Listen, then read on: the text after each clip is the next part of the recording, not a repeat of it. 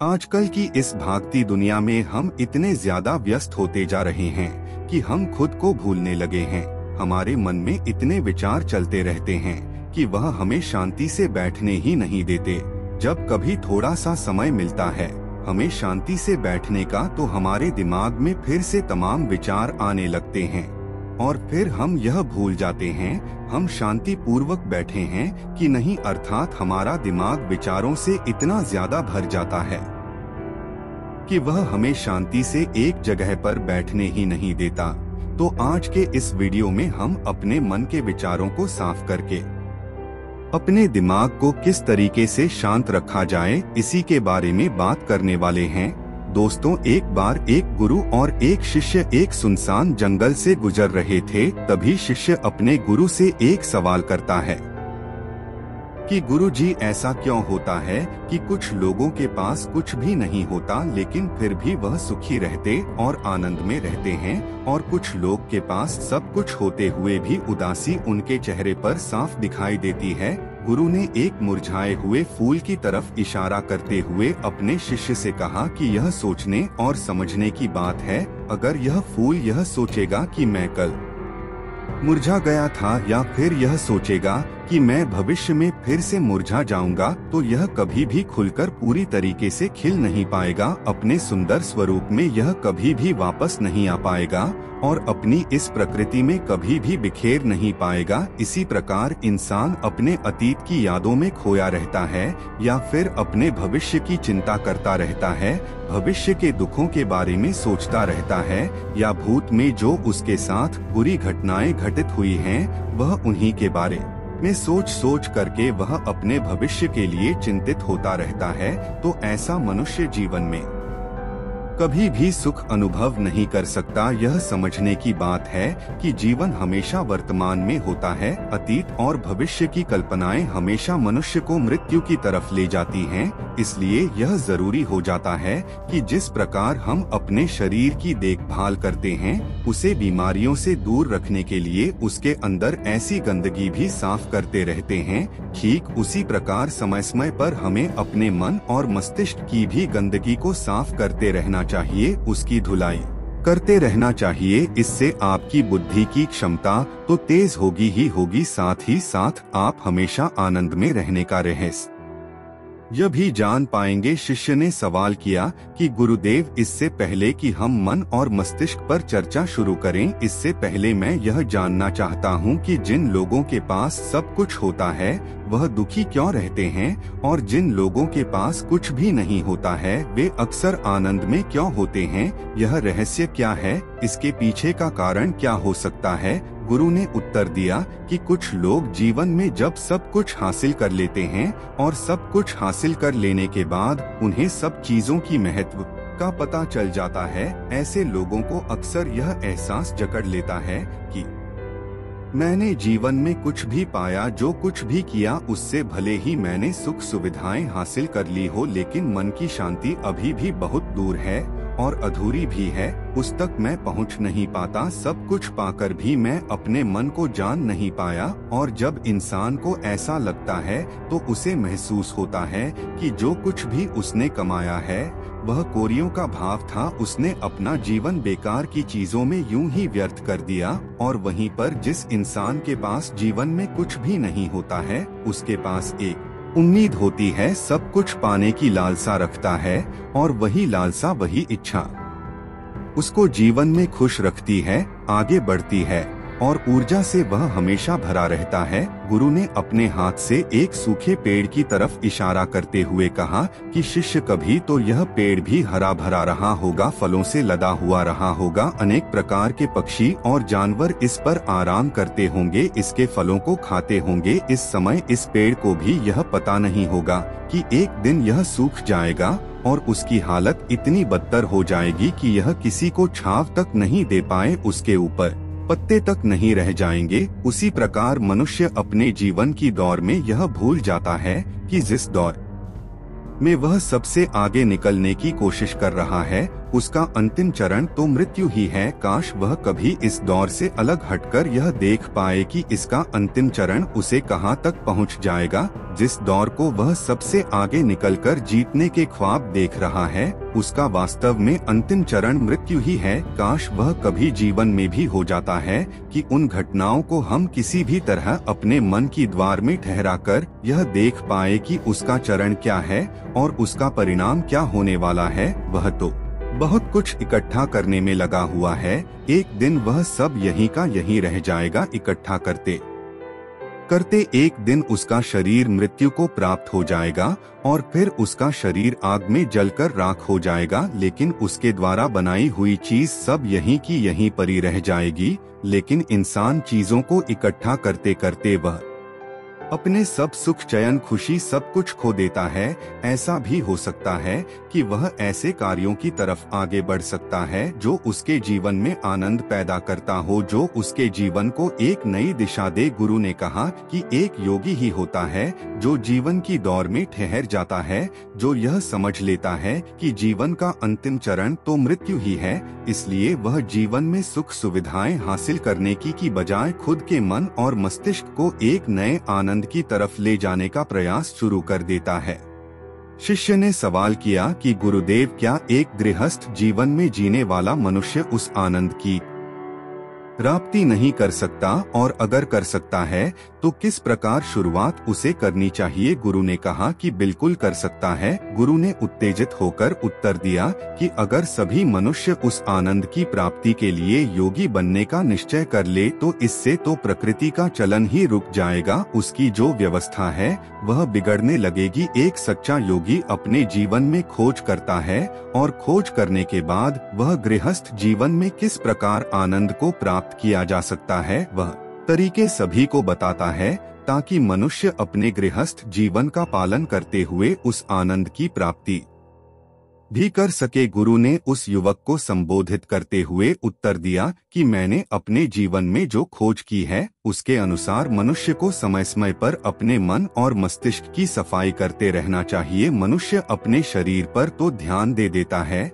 लेकिन अपने मन और मस्तिष्क को वह भूल जाता है, उस पर कभी ध्यान ही नहीं देता, और उसी वजह से मन और मस्तिष्क उसके बूढ़े होते चले जाते हैं। उसमें जवानी रह ही नहीं जाती, और जब उनमें जवानी नहीं रह जाती तो वह नयापन और ताजगी नहीं रह जाती, जिसकी वजह से एक इंसान उदासी से भर जाता है। मन और मस्तिष्क की गंदगी क्या होती है, पहले मैं तुम्हें यह बताता हूँ। हर मनुष्य के जीवन में कुछ ऐसी घटनाएं घटती हैं जिनका उसके मन और मस्तिष्क पर बहुत ही गहरा असर डालती है। वह जीवन पर्यंत उन घटनाओं को भुला भी नहीं पाता, और वही घटनाएं उसके मन में पूरी तरह से पक्की बैठ जाती हैं, जो उसके मन में गांठ बना लेती है। और भविष्य में जब भी वह कोई काम करता है तो यह घटनाएं उसको प्रभावित करती रहती हैं, उसके विचारों को, उसके निर्णय को पूरी तरह से यह घटनाएं बदल कर रख देती हैं। ऐसे मनुष्य की दृष्टि भी भ्रमित हो जाती है,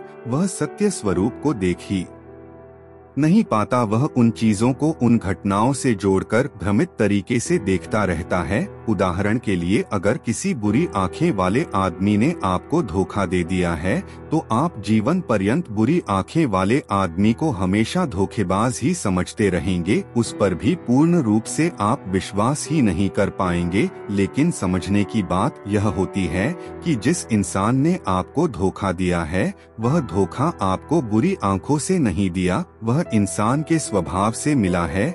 लेकिन उस इंसान के स्वभाव से हमारे दिमाग में उसका एक चित्र छप गया, उसकी एक छवि बन गई, और वह छवि दूसरे आदमी से जब हम संपर्क करते हैं तो बीच में एक दीवार की तरह खड़ी हो जाती है, और इसी वजह से दो लोगों के बीच गहरे संबंध स्थापित नहीं हो पाते। तो मनुष्य के लिए सबसे जरूरी यही होता है कि वह अपने आप को अतीत की घटनाओं से मुक्त रखे, उन घटनाओं से प्रभावित होकर वह दिमाग में किसी तरह की छवि न बनाए। कुछ लोग इस बात पर यह सवाल खड़ा कर सकते हैं कि फिर जीवन के अनुभव किस काम में आएंगे, लेकिन समझने की बात तो यह होती है कि हम जीवन के अनुभवों को भी भ्रमित तरीके से जान लेते हैं, सही तरीके से उनसे सीख ही नहीं पाते। शिष्य अपने गुरु की बातों में इतना खो गया कि उसे चलते चलते जंगल के रास्ते में पड़े हुए कांटे दिखाई नहीं दिए और अचानक उसके पैर में कांटा चुभ गया। गुरु ने उसका कांटा बाहर निकालते हुए उससे पूछा, यह कांटा तुम्हारे पैर में क्यों लगा? इसके लिए तुम किसे जिम्मेदार मानते हो? गुरु ने कहा कि तुम मुझे भी जिम्मेदार मान सकते हो, क्योंकि मैं तुम्हें यह बातें सुना रहा था, या तुम खुद को भी जिम्मेदार मान सकते हो